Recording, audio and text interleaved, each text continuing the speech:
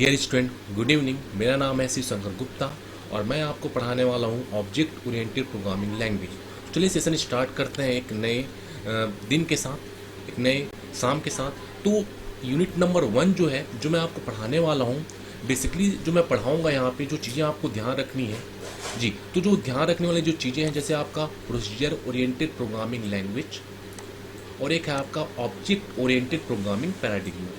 तो सबसे पहले तो हम दो चीज़ें डिस्कशन करेंगे, डिस्कशन में लाएंगे कि जो प्रोसीजर ओरिएंटेड प्रोग्रामिंग पैराडिग्मा होते क्या है और एक आपका ऑब्जेक्ट ओरिएंटेड प्रोग्रामिंग पैराडिग्मा होता क्या है। तो सबसे पहले मैं एक छोटा सा एक मोटिवेट नोट आप लोग के लिए रखा हूँ कि push yourself because no one else is going to do it for you, कि भाई हमें ही अपने आप को पुश करना पड़ेगा, क्योंकि कोई दूसरा नहीं है जो आपको पुश करने वाला है। उसी प्रकार जब हम एजुकेशन की बात करते हैं, जब हम एजुकेशन के गोल की बात करते हैं दोस्तों, तो एजुकेशन के गोल को समझने के लिए, एजुकेशन के गोल को अचीव करने के लिए और अपने आसपास के लोगों को बेहतर तरीके से जानने के लिए और अपने समाज में अपने आप को बेहतर समझने के लिए आपको एजुकेशन में एक महारत हासिल होनी चाहिए। ठीक है स्टूडेंट, तो यहाँ पे जब हम बात करते हैं यूनिट नंबर 1 की, तो हमारा जो मोटो यही होना चाहिए कि भाई हम नए चीज़ों को सीखें। जो चीज़ें हैं प्रोसीजर ओरिएंटेड प्रोग्रामिंग पैराडिग्मा और ऑब्जेक्ट ओरिएंटेड प्रोग्रामिंग पैराडिग्मा, और बहुत सारे डिस्कशन है जो आपके साथ करनी है। लेकिन मैं आज जो दो टॉपिक हैं वही दो टॉपिक लेके चलूँगा, क्योंकि जो टॉपिक है हम सेशन वाइज ये करते रहेंगे। तो इस सेशन में हम क्या करने वाले हैं, पॉप्स वर्सेस ओप्स। तो पॉप्स क्या होता है दोस्तों, जो प्रोसीजर ओरिएंटेड प्रोग्रामिंग पैराडिग्मा है, पैराडिग्मा मतलब होता है एक प्रकार का स्ट्रक्चर कि प्रोसीजर ओरिएंटेड प्रोग्रामिंग पैराडिग्मा के अंतर्गत क्या क्या चीज़ें हमें देखने को मिलती हैं और ऑब्जेक्ट ओरिएंटेड प्रोग्रामिंग पैराडिग्मा के अंदर क्या क्या चीज़ें हमें देखने को मिलेगी।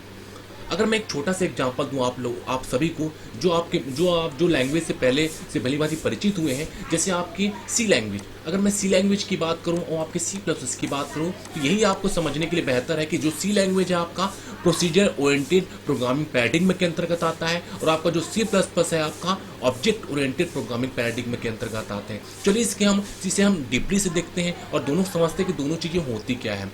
अब जो इस स्लाइड में देखिएगा, जो procedure oriented programming paradigm, object oriented programming paradigm की हम बात कर रहे हैं स्टूडेंट दोस्तों, तो यहाँ पे ध्यान दीजिएगा। यहाँ पे जो चीज़ें मैं बता रहा हूँ आप लोग को कि जो पॉप्स जो होता है आपका एक शॉर्ट फॉर्म है आपका प्रोसीजर ओरिएंटेड प्रोग्रामिंग का, और ओप्स जो है आपका किसका है, ऑब्जेक्ट ओरिएंटेड प्रोग्रामिंग का। ये चीज़ हमें याद रखनी, जो डील होता है हमेशा एल्गोरिथम के साथ डील करेगा। एल्गोरिथम मतलब क्या होता है, सेट ऑफ इंस्ट्रक्शन। ये डील करेगा हमेशा डेटा के साथ। Program are divided into functions. अब प्रोग्राम को हम डिवाइड करते हैं फंक्शंस में जब हम बात करते हैं प्रोसीजर ओरिएंटेड प्रोग्रामिंग की, और प्रोग्राम को डिवाइड किया जाता है ऑब्जेक्ट में। तो ऑब्जेक्ट बहुत ही इंपॉर्टेंट थिंग होता है आपके ऑब्जेक्ट ओरिएंटेड प्रोग्रामिंग पैराडिग्मा का। Most of the function share global data. जो अधिकतर फंक्शन होते हैं वहाँ पे ग्लोबल डेटा को शेयर किए जाते हैं इस प्रोसीजर ओरिएंटेड प्रोग्रामिंग में। जबकि यहाँ पे जो डेटा स्ट्रक्चर जो है कैरेक्टराइज किए जाते हैं किसके बेस पे, ऑब्जेक्ट के ऊपर। यहाँ पे जब डेटा की हम बात करेंगे, डेटा जो है मूव होता है फ्रॉम फंक्शन टू फंक्शन, और यहाँ पे जो बात होगी डेटा की, यहाँ पे function that operate on data are bind to form classes. अब मतलब जो क्लासेस के साथ बाइंड हुआ है उस डेटा के साथ अगर ऑपरेट करना है फंक्शंस को, तो किसकी रिस्पॉन्सिबिलिटी होती है, ऑब्जेक्ट ओरिएंटेड प्रोग्रामिंग पैराडिग्मा की। चलिए और मैं आगे के डिस्कशन को आगे बढ़ाता हूँ स्टूडेंट। जो यहाँ पे बात होती है इंपॉर्टेंट थिंग्स की, इंपॉर्टेंट पॉइंट्स की, कि जो प्रोसीजर ओरिएंटेड होते हैं यहाँ पे किसके बेस पे होते हैं, टॉप डाउन अप्रोच होता है, और ये एक प्रकार का बॉटम अप अप्रोच होता है। यहाँ पे लेस मेमोरी की रिक्वायर्ड है, यहाँ पे ज़्यादा मेमोरी की रिक्वायर्ड है। यहाँ पे जैसे एग्जाम्पल यहाँ पे लिखा है, आगे के स्लाइड्स में और खूब सारे एग्जाम्पल हैं जो आपको मैं बताऊँगा। यहाँ पे एग्जाम्पल है सी, फॉर्ट्रॉन, कोबोल। ठीक है, कोबोल हो गया आपका, बेसिक हो गया आपका, कोबोल को लेके हम चले, बेसिक को, पास्कल, फॉर्ट्रॉन, ये सारे आपके एग्जांपल है प्रोसीजर ओरिएंटेड के। अगर मैं बात करूं आपके ऑब्जेक्ट ओरिएंटेड की, तो C++, जावा, .NET, स्केला, पर्ल, C#, ये सारे आपके एग्जांपल है किसके, ऑब्जेक्ट ओरिएंटेड पैराडिग्मा के। यहाँ पे किसी प्रकार का एक्सेस स्पेसिफायर रिक्वायर्ड नहीं है, लेकिन यहाँ पे एक्सेस स्पेसिफायर की जरूरत पड़ती है जब हम यूनिटेज का कॉन्सेप्ट देखते हैं। ठीक है, जब हम क्लास बनाते हैं तो वहाँ पे प्राइवेट, पब्लिक और प्रोटेक्टेड स्पेसिफायर की रिक्वायर्ड होती है। ये सुरक्षित कम है क्योंकि डेटा हेडिंग का कॉन्सेप्ट यहाँ पे होता नहीं है, ये मोर सिक्योर है क्योंकि यहाँ पे डेटा एब्स्ट्रैक्शन और डेटा इनकैप्सुलेशन का कॉन्सेप्ट यूज होता है। यहाँ पे किसी प्रकार का ओवरलोडिंग का कॉन्सेप्ट नहीं होता है, लेकिन यहाँ पे ओवरलोडिंग का कॉन्सेप्ट होता है। यहाँ पे मतलब स्टैटिक पॉलीमॉर्फिज्म स्टैटिक बाइंडिंग और डायनेमिक बाइंडिंग का कॉन्सेप्ट होता है, या हम कहें आपका रन टाइम पॉलीमॉर्फिज्म और आपका कंपाइल टाइम पॉलीमॉर्फिज्म कॉन्सेप्ट हम देखने को मिलता है।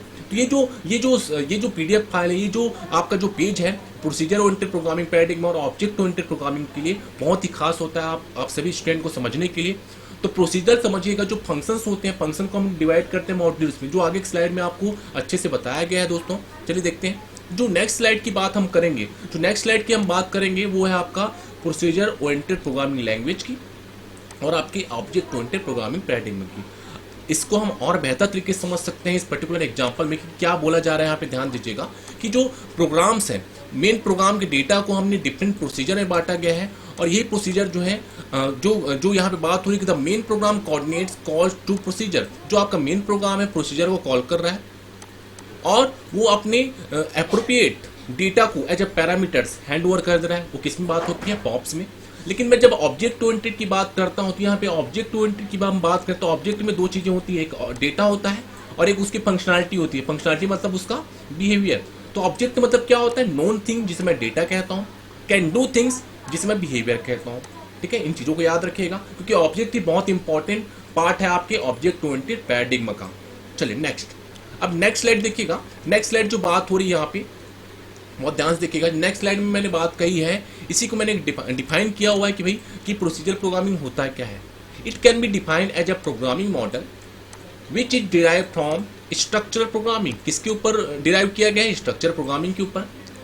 Based upon the concept of calling procedure, ये कॉलिंग प्रोसीजर के कॉन्सेप्ट के बेस पे है, जिसमें रूटीन भी कहता हूँ, सब रूटीन भी कहता हूँ, फंक्शन भी कहता हूँ, जहाँ पे डिफरेंट टाइप्स जो कंप्यूटेशनल स्टेप्स हैं वो कैरिड आउट होते हैं और प्रोग्राम के एग्जीक्यूशन के दौरान any given procedure might be call, कोई भी प्रोसीजर जो है कॉल हो सकता है at any point including by other procedure, और कोई अन्य प्रोसीजर भी है और कुछ इटसेल्फ भी कॉल हो जाते हैं, वो सारे कॉल किए जा सकते हैं।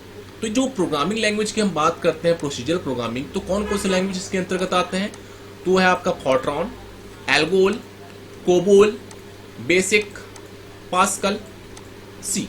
ये सारे लैंग्वेज किसके अंतर्गत आते हैं? इस लैंग्वेज का उपयोग जो है प्रोसीजर प्रोग्रामिंग में किया जाता है। अब हम बात करते हैं ऑब्जेक्ट ओरिएंटेड प्रोग्रामिंग की। तो ऑब्जेक्ट ओरिएंटेड प्रोग्रामिंग क्या होता है? ध्यान दीजिएगा कि जो ऑब्जेक्ट ओरिएंटेड प्रोग्रामिंग है तो पूरी तरह से बेस्ड है किसके ऊपर? ऑब्जेक्ट के ऊपर। It can be defined as a programming model which is based upon the concept of object. Object concept के ऊपर बेस्ड है। Object contain data in the form of attributes and the code. जो object जो contain रखा है अपने पास data जो है किसके फॉर्म में है? एट्रीब्यूट्स और कोड के फॉर्म में है। ठीक है, कोड को मैंने कहा है मेथड का है। In object oriented programming computer programs are design using the concept of object that interact with real world. अब जो रियल वर्ल्ड की यहाँ पे बात हुई है, ऑब्जेक्ट मतलब क्या होता है? जो हम रियल वर्ल्ड से कनेक्ट होते हैं वो ऑब्जेक्ट क्या आता है। जितनी भी वस्तुएं हैं जो आपको रियल वर्ल्ड में दिखाई देती है वो क्या है? आपकी ऑब्जेक्ट ही है। तो object oriented programming language are various but the most popular ones are class based. और जो इंपॉर्टेंट है, जो पॉपुलर है वो कौन सा है? आपका क्लास बेस्ड है। जिसका मीनिंग क्या होता है स्टूडेंट? जिसका मीनिंग है कि जहाँ पे जब ऑब्जेक्ट की हम बात करेंगे, जो क्लास का एक उदाहरण है, object is an instance of class which also determine there types, जो उसके टाइप्स को भी डिटरमाइन करता है। ये तो बात होगी डेफिनेशन की। अब जो लैंग्वेज इसके अंतर्गत यूज किए जाते हैं वो है आपके Java, C++, C#, Python, PHP, JavaScript, Ruby, Perl, Objective C, Dart, Swift और स्केला। ये सारे जो लैंग्वेजेस हैं वो ऑब्जेक्ट ओरिएंटेड प्रोग्रामिंग के अंतर्गत आते हैं। ठीक है, चलिए आगे बढ़ते हैं।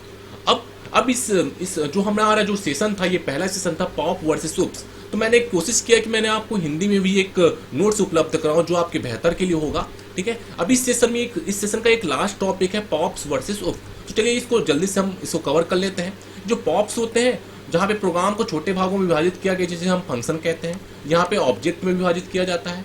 यह एक प्रकार का टॉप डाउन अप्रोच है और ये एक प्रकार का बॉटम अप अप्रोच है। यहाँ पे किसी प्रकार का डेटा हेडिंग कॉन्सेप्ट नहीं है, लेकिन यहाँ पे डेटा हेडिंग का कॉन्सेप्ट होता है। यहाँ पे एक्सेस स्पेसिफायर नहीं है, लेकिन यहाँ पे एक्सेस स्पेसिफायर होता है। पॉप में अगर हम नए डेटा या फंक्शन डालना है तो हमें प्रोग्राम को रिवाइज करने की जरूरत पड़ती है दोस्तों। लेकिन जब हम उप्स की बात करेंगे तो उप्स में प्रोग्राम को बिना रिवाइज किए भी डेटा या फंक्शन हम डाल सकते हैं। लेकिन जब हम ये समझिए कि ये सब डिफरेंसेस जो आप पढ़ रहे हैं, ये आगे आप जब एग्जाम्पल करेंगे तो आपको चीज़ें क्लियर होगी। इसलिए आपको जुड़ना होगा मेरी क्लासेस से। इसके लिए आपको यूट्यूब में आपको जाना होगा, सीवा क्लासेस को सब्सक्राइब करना होगा और चैनल को फॉलो करना होगा। अब पॉप्स की हम बात करें तो पॉप जो होते हैं बड़े प्रोग्राम को हैंडल करना थोड़ा मुश्किल होता है। जो बड़े आकार के जो कॉम्प्लेक्स प्रोग्राम होते हैं उसे हैंडल करना जरूर मुश्किल होता है। लेकिन जब उप्स की हम बात करते हैं तो वहाँ पे आसानी से बड़े प्रोग्राम को हैंडल किया जा सकता है। पॉप्स जो होते हैं एक प्रकार का प्रोसीजर एब्स्ट्रैक्शन का प्रयोग करता है, लेकिन जो उप्स की बात करेंगे तो डेटा एब्स्ट्रैक्शन की बात करेगा। पॉप में ओवरलोडिंग का किसी प्रकार कॉन्सेप्ट नहीं होता, लेकिन जब हम उप्स की बात करेंगे तो वहाँ पे फंक्शन ओवरलोडिंग और ऑपरेटर ओवरलोडिंग का कॉन्सेप्ट होता है, जो आपका होता है पॉलीमॉर्फिज्म का। जहाँ पे हम बात करेंगे किसकी बात करेंगे, जहाँ पे हम बात करेंगे कंपाइल टाइम और रन टाइम पॉलीमॉर्फिज्म की। पॉप में जो होता है डेटा जो है फंक्शन से फंक्शन में भेजा जाता है, जबकि उप्स में डेटा क्या होते हैं, प्राइवेट होते हैं। पॉप्स में इनहेरिटेंस की सुविधा नहीं है, मतलब बेस क्लास और चाइल्ड क्लास की सुविधा नहीं होती है। यहाँ पे इनहेरिटेंस की सुविधा होती है। इनहेरिटेंस मतलब क्या होता है, जब एक क्लास की प्रॉपर्टी को दूसरे क्लास की प्रॉपर्टी के द्वारा एक्सेस किया जाए, जब एक क्लास की प्रॉपर्टी जो है दूसरे क्लास के द्वारा एक्सेस किया जाए, वो इनहेरिटेंस कहलाता है। पॉप्स के क्या क्या उदाहरण हैं, हमने उदाहरण आप लोगों से पहले भी डिस्कस किया है, ये सारे आपके उदाहरण हैं। तो जो हमने इस सेशन में किया दोस्तों कि पॉप्स क्या होते हैं, उप्स क्या होते हैं, साथ साथ मैंने उसके पैराडिग्म के बारे में डिस्कशन किया आप लोगों के साथ। ठीक है, तो जो यूनिट 1 का जो पहला सेशन था आप लोगों के लिए, जहाँ पे मैंने आपको प्रोसीजर ओरिएंटेड प्रोग्रामिंग पैराडिग्म में होता क्या है, कौन कौन से लैंग्वेज इससे इन्वॉल्व है, उसी प्रकार ऑब्जेक्ट ओरिएंटेड प्रोग्रामिंग पैराडिग्म में होता क्या है, कौन कौन से लैंग्वेज जो इन्वॉल्व है, वो मैंने बताया। तो यूनिट 1 में सेशन हमारा यही था कि भाई हमारा मेन मोटो यही था। अच्छा, एक चीज़ और आप याद रखिएगा, जो पहला वीडियो जो अपलोड किया गया आप लोगों को और बेसिकली जो है इंट्रोडक्शन क्लास थी। इंट्रोडक्शन में आपको यही बताया गया कि जो आपने सी लैंग्वेज, जो जिन्होंने पढ़ा हुआ है सी लैंग्वेज के बारे में आपको एक थोड़ा सा नॉलेज दिया गया है, जिससे आप C++ को आसानी से समझ सकें। साथ साथ वहाँ पे आपको एक सिलेबस का एक ओवरव्यू भी दिया गया है दोस्तों, कि भाई सिलेबस हमने देखा है, वॉच किया कि भाई सिलेबस के हिसाब से हमें पढ़ना है, सिलेबस के हिसाब से हमें सेशन आगे बढ़ाना है। तो इसके लिए आपको क्या करना होगा, सीवा क्लास को फॉलो करना होगा। साथ साथ जो हमारा यूट्यूब चैनल है सीवा क्लासेस करके, वहाँ पे जाके आप सारे सेशन को देख सकते हैं। और साथ साथ ये वीडियो जो है डेली अपलोड होती रहेगी। तो अभी के लिए बस इतना ही दोस्तों, चलिए ठीक है, थैंक यू दोस्तों।